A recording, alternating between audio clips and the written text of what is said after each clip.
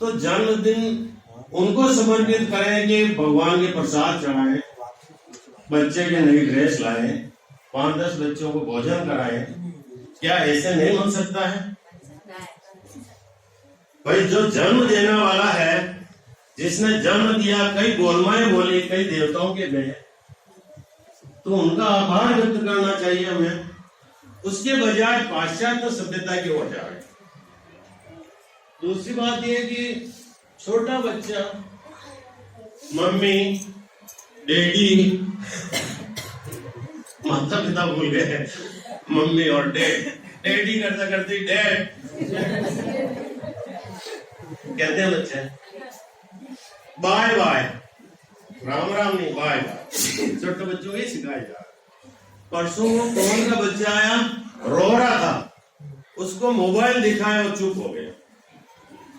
मुझे तो आश्चर्य आ रहा है, मोबाइल से छोटे छोटे बच्चों का भी कैसा लगाव हो रहा है।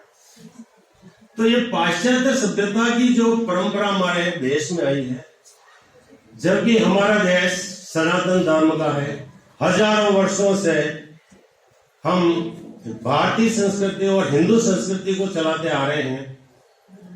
इस विषय में मैं आपको बताना चाह रहा हूं, करीब 600 वर्षों तक मुगलों ने शासन किया मुसलमानों।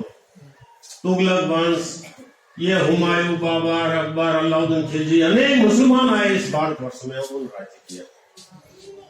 फिर भी हमारी हिंदू संस्कृति को नष्ट नहीं कर पाए। चाहे औरंगजेब ने कई हिंदुओं को जिंदा जला दिया धर्म परिवर्तन के लिए, फिर भी हमारी संस्कृति जिंदी रही। अंग्रेज आए, उन्होंने भी हमारी हिंदू संस्कृति का दमन करना चाहा। कारतूस जिसमें भी वो सुअर की और ये चर्बी लगाई गाय की सैनिकों को दिए, फिर भी हमारी हिंदू संस्कृति समाप्त नहीं हुई। लेकिन अब जो पाश्चात्य सभ्यता का प्रभाव जो हमारे ऊपर पड़ रहा है, उसके ऊपर हमें विचार करना पड़ेगा। क्योंकि संस्कार छोटे बच्चों में ही पड़ते हैं। मैं एक आपको उदाहरण देना चाहता हूं मेरे श्रम का। मेरे पड़ोस में एक बुनकर समाज से दिनेश बुनकर रहता है, खेत का पड़ोसी है। मैं उसके घर गया, उसकी दादी ने कहा कि प्रिया, मार साहब आया, कुर्सी ला।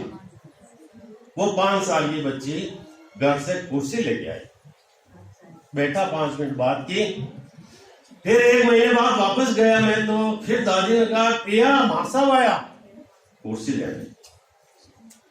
और 6 महीने बाद मैं जब उसके घर गया तो उसको दादी की कहने की जरूरत नहीं पड़ी, कुर्सी ला। वो बच्ची सब मेरे लिए कुर्सी लेकर आई, मार साहब बैठो। तो ये संस्कार बच्चों में अगर अपन डालेंगे तभी अपना विकसित होगा देश।